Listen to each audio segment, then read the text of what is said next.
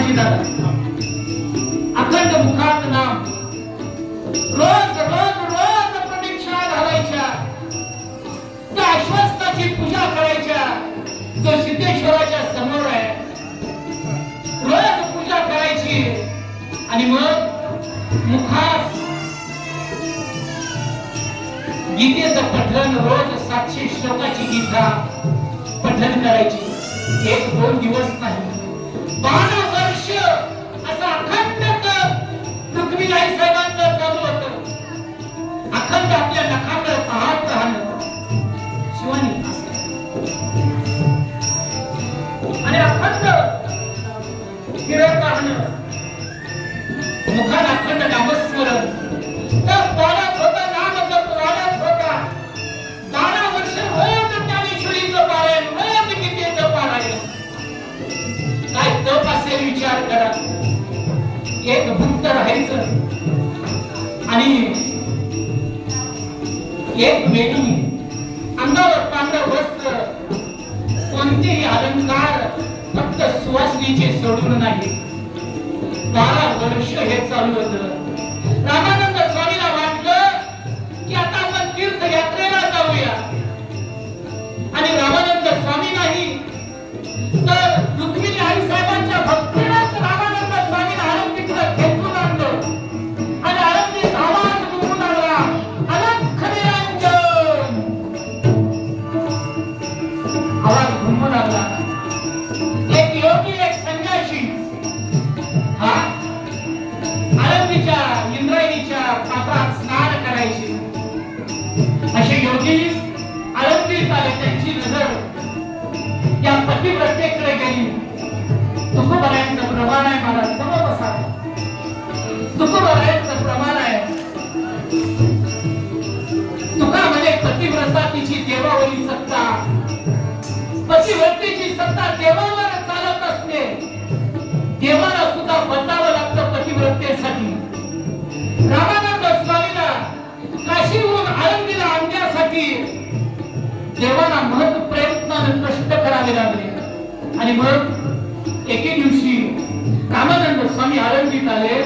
सायंकाळची वेळ, हनुमानाच्या मंदिरात विराजमान झालेला हा योगी रुक्मिणी आई साहेब आजचा जसा शनिवार आहे, मनोजवम मारुत तुल्य वेगम जितेंद्रिय बुद्धिमतां वरिष्ठम वातात्मजं वानरयूत मुख्यम श्रीरामदूतं शरणं प्रपद्ये.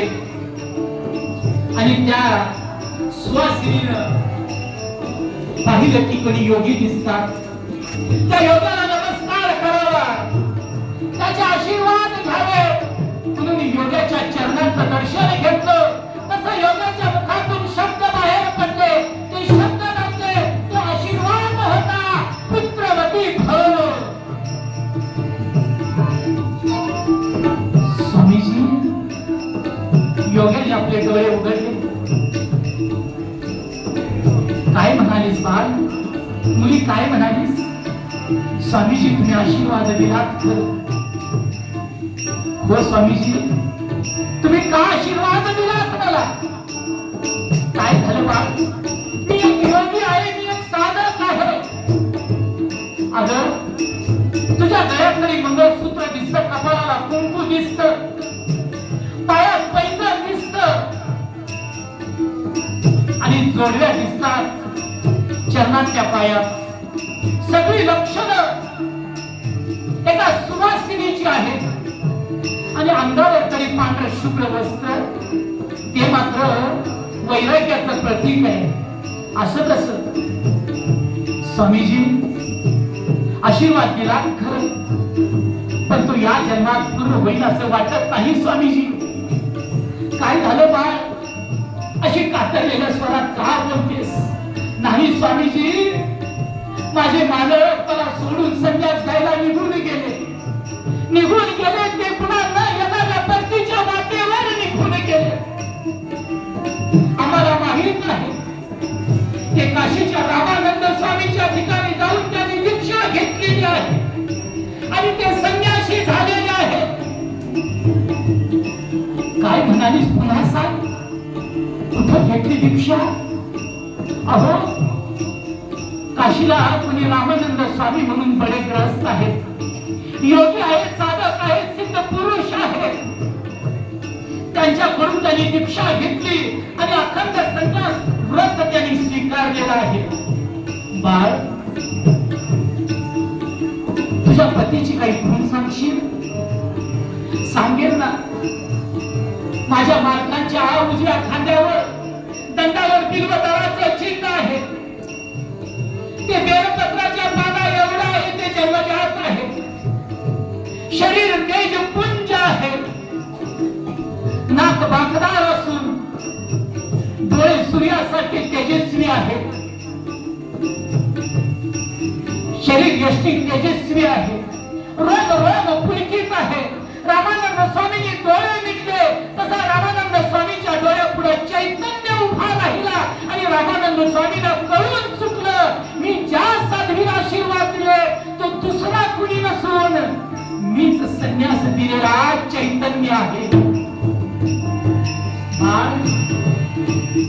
पुन्हा सांगतो, या संन्यासाचा आशीर्वाद खोटा होणार नाही. कोण राहतं तुझ्या घरी? आहेत ना माझे म्हातारे आई बाबा आहेत. चल मला त्यांच्या घरी घेऊन चल, घरी घेऊन चल. चला स्वामीजी, चला स्वामीजी, चला माझ्या घरी चला. हो, तुमचे आशीर्वाद खरे होऊन स्वामीजी. आणि आळंदीच्या सिद्धेश्वराच्या मंदिरात पुन्हा घोषणा निनादली, अलख निरंजन, ओम नमः शिवाय, ओम नमः शिवाय.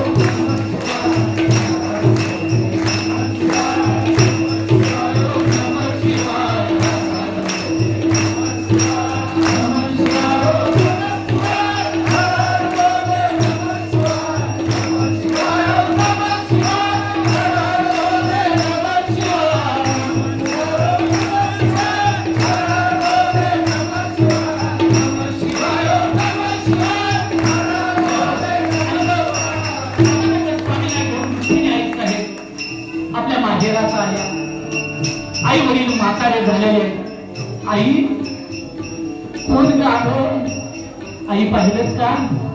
काशीहून एक योगी आले, रामानंद स्वामी त्यांचं नाव आहे. अहो या, आत या. रामानंद स्वामींनी विचारलं, तुमचे जावई? हो ना, ते आपल्या गावचे विठ्ठलपंत कुलकर्णी. खूप छान होतं हो, खूप छान होतं. त्या पांडुरंगाने रात्री स्वप्नात येऊन सांगितलं, माझ्या रुक्मिणीला त्या विठ्ठलाला घेऊन सोडा. आणि आम्ही लग्न केलं हो. अगदी सगळं चांगलं चांगलं चांगलं होतं.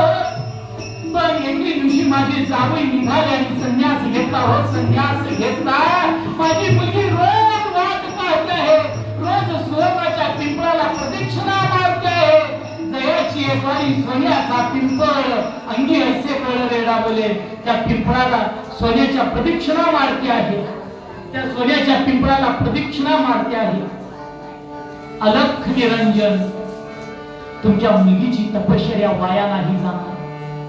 तो योगी ठामपणाने बोलला. बरं झालं मोठ्या विश्वासाने बोलला. या योगाचे शब्द खरे होऊ देत हो, तुमचे शब्द खरे होऊ देत.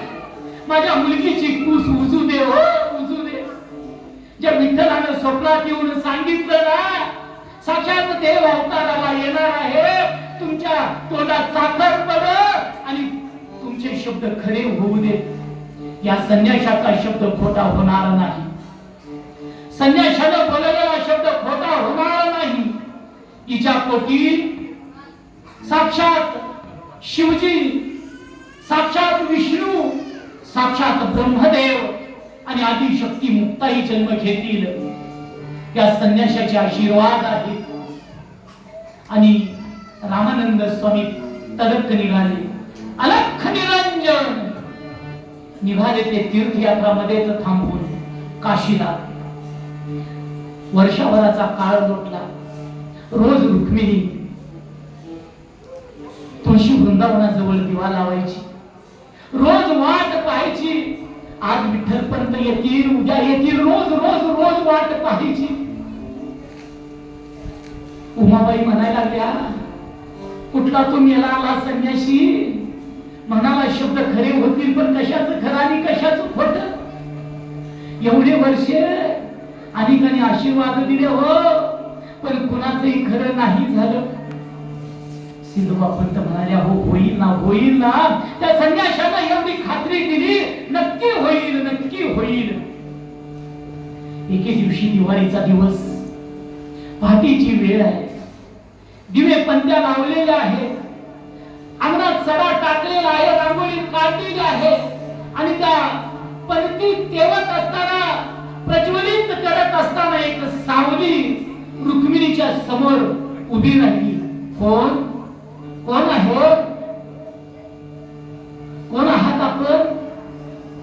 त्या अंधारात केस सुटलेले, दाढी वाटलेले, तो तेजपुंज पुरुष. कोण आपण? रुक्मिणीने एक पंथी हातात घेतली. हातात घेऊन ओळख पटवण्यासाठी वर पाहिलं.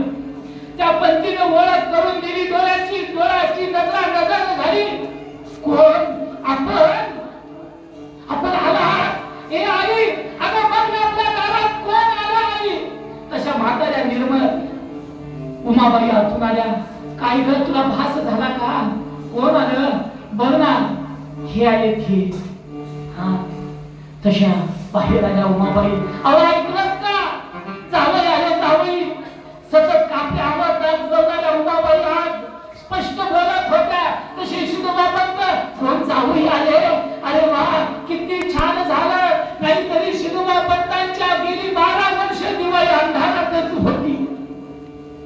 आजची दिवाळी उजळून निघाली या शिदोबा पंतांची. सगळ्या पंत्याकडे, सगळ्या पंत्या पेटवा. जावई आले, जावई आले. किती आनंद झाला.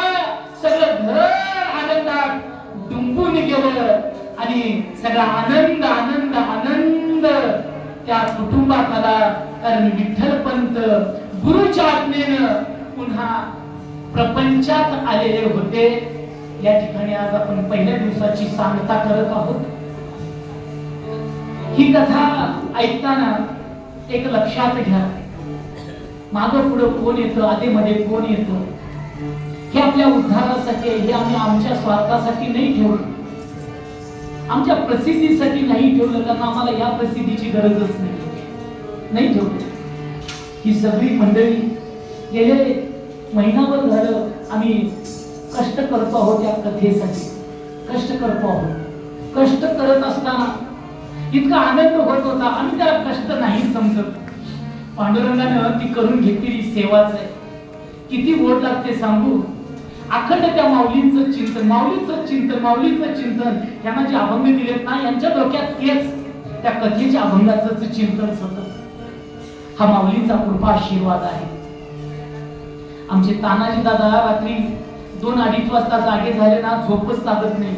मी म्हणतो, तानाजी दादा का झोप लागत नाही? सर, ती पात्र करायची आहेत ना सर. ती पात्र डोळ्यासमोर उभी राहतात. ती कथाच पुढे उभी राहते. आपण ज्यावेळी दिल्लीला चालत होतो, ही कथा आपण संक्षिप्त रूपाने ऐकलेली आहे. पण माऊलींचं चरित्र आपल्याला माहित व्हावं. आपल्या जीवनात ही अनेक संकट येतात, अनेक प्रसंग येतात. त्या प्रसंगाला आपण किती धीरोदत्तपणे सामोरं गेलं पाहिजे हे चरित्र आपल्याला शिकवतं. ज्यांचं चारित्र्य असतं त्यांचं चरित्र कथन केलं जातं. आणि या विश्वाच्या ज्ञान माऊलीचं चरित्र या ठिकाणी अजून 3 दिवस आहेत. यानंतरची कथा पुढे सुरू होणार आहे, ती उद्या सुरू होईल. सर्वांना विनंती आहे, माझ्या सहित विनंती आहे, काही घटनामुळे थोडासा वेळ होतो, काही सांगता येत नाही, पाठीमागचे प्रसंग थोडासा वेळ झाला, त्याबद्दल क्षमस्व. पण आपण उद्या वेळेत येण्याचा प्रयत्न करूया, कारण कथेचा भाव खूप अर्थपूर्ण आहे. कथा पूर्ण व्हायची असेल तर आपण सर्वजण उद्या 6:30 वाजता या. कथेची सुरुवात सर्वसाधारण 6:45च्या दरम्यान होईल. सुरुवातीला पंचपदी माऊलीचं भजन करू.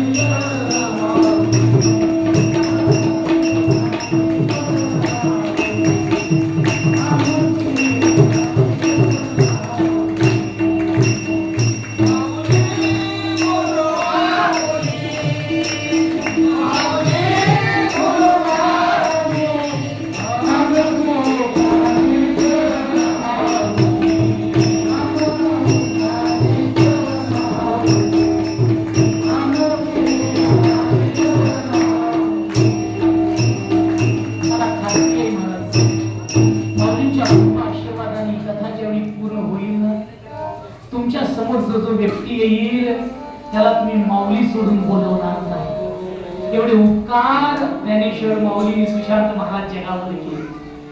समोर प्रत्येक व्यक्तीत तुम्हाला तुमची आई दिसेल, माऊली म्हणजे आई दिसेल. आणि आपल्या आईची ही कथा, आई जसं पुरवते बाळाला भरवते त्या पद्धतीने सांगण्याचा प्रयत्न करतो. हे ज्ञान आमचं नाही, आमच्या सद्गुरूंचं आहे. त्या सद्गुरूंनी जशी सेवा करून घेतली. मी 7 वर्ष ज्ञानेश्वरीच्या पोथीचं पारायण केलेलं आहे. ते मधुकाकांच्या घरी, त्यांची कृपा असेल, परमपूज्य झेंडे महाराजांची कृपा असेल, आमचे गुरुवर्य असणारे परमपूज्य संजय महाराज देहूकर, गुरुवर्य चैतन्य महाराज देहूकर, गुरुवर्य बापूसाहेब महाराज देहूकर, अगर अन्य ज्यांनी आमच्यावर कृपा केली असेल त्या सर्वांच्या कृपेनं ही वाणी जशी बोलत असेल, ही फक्त वाणी या देहाची आहे, पण शब्द त्यांचे, भाव त्यांचे आहेत, अर्थ त्यांची आहे. आणि मग झालेल्या आजच्या पहिल्या दिवसाची सेवा मी पांडुरंग परमात्म्याच्या, सर्व संतांच्या, श्री गुरूंच्या आणि तुम्हा सर्व श्रोत्यांच्या, व्यासपीठावरील सर्वांच्या चरणी समर्पित करतो. आणि आजच्या पहिल्या दिवसाच्या कथेची सांगता पसाई दानानं होईल. आता विश्वास मंगली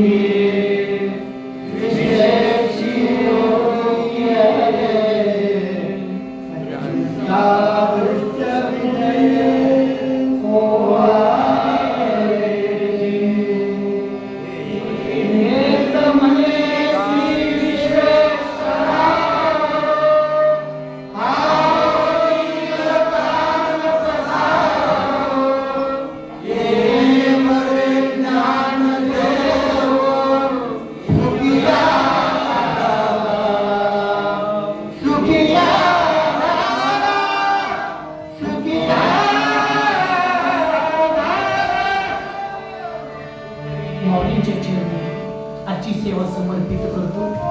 फक्त उद्यासाठी थोडस नियोजन वेगळं असेल. कथेच्या सुरुवातीला जे समोर येतील ते समोर असतील. बाकीच्या श्रोत्यांना पुन्हा पाठीमागून यावं लागेल. पाठीमागचा दरवाजा बंद केला जाईल.